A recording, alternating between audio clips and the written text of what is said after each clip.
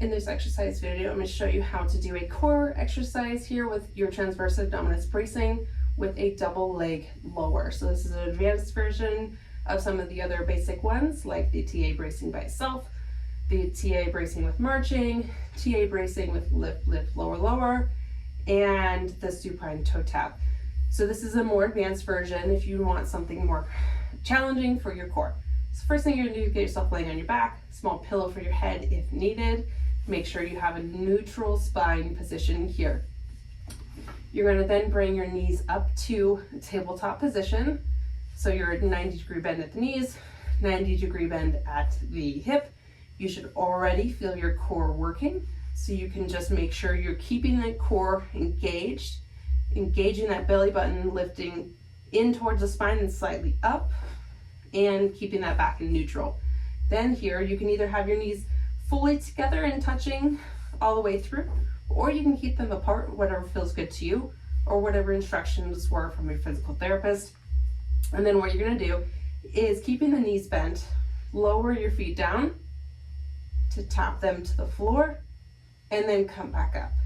And you're keeping your core really engaged through this, so your back isn't arching. So if you're lowering down and your back is arching, that's no good. It means your core is not doing a very good job. So you got to make sure your back stays neutral as you're lowering and then coming back up in a well-controlled manner, because this is all about control. So if you're doing it really, really fast and you're doing a lot of movement where your whole body is shifting around, then you're not getting the full benefit of the exercise. You want to go really slow, really controlled.